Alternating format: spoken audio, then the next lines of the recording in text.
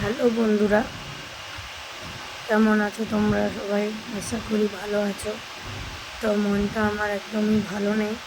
তোমরা আমার ভিডিওতে দেখেছো অনেক, সেই ছোট্ট বিড়াল বাচ্চাটার ভিডিও। তো আমি সবসময় আমার কাছে থাকতো, জন্ম থেকেই আমার কাছে থাকতো। আর আজকে 6-7 মাস হয়ে গেল আছে। তোমরা অনেক ভিডিও দেখেছ। বাচ্চাটা আজকে মরে গেছে।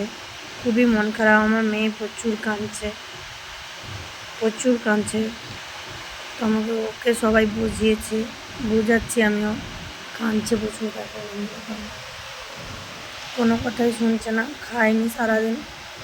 ও স্কুল যাওয়ার সময় আদর করে যাচ্ছে, তারপরে 11টার দিকে বাচ্চাটার গাড়ি, আমাদের তো রোডের গায়ে বাড়ি, এবার ও কোথাও যায় না। আমি কোথাও বেরিয়ে পড়লে ও চলে যায়। আমি দোকান বেরিয়েছিলাম, আমি পিছন ঘুরে আর তাকাইনি, ওকে ছেড়ে দিয়ে গেছিলাম আদর করে, কিন্তু ও আর পিছন ঘুরে আমার একটু খেয়াল হয়নি। এখানে আমি জানি ও বাড়িতে আছে, কিন্তু সঙ্গে সঙ্গে বাচ্চাটা মরে গেছে। খুবই খারাপ লাগছে বন্ধুরা।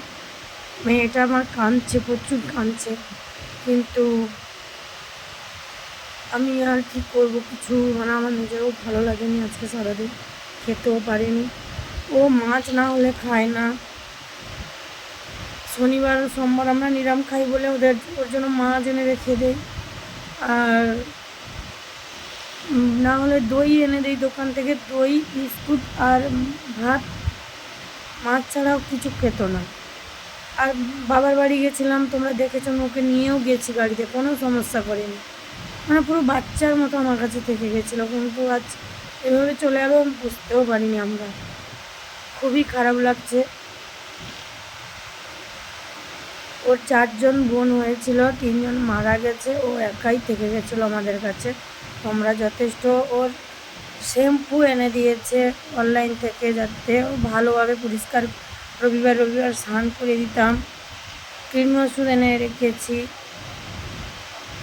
কিন্তু বাচ্চাটা চলে গেল। খুবই খারাপ লাগছে বন্ধুরা।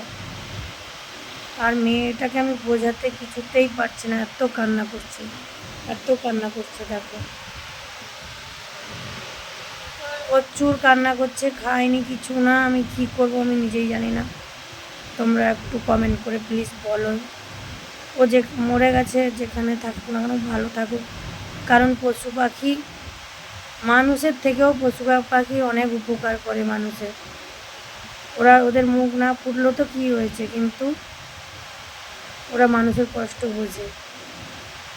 তো বন্ধুরা আর কিছু বলবো না আমি। প্রচুর খারাপ লাগছে, প্রচুর কষ্ট লাগছে আমার, কারণ সবসময় তো আমার কাছে থাকতো। আর মেয়ে প্রচুর ওর সঙ্গে খেলতো সবসময়ের জন্য।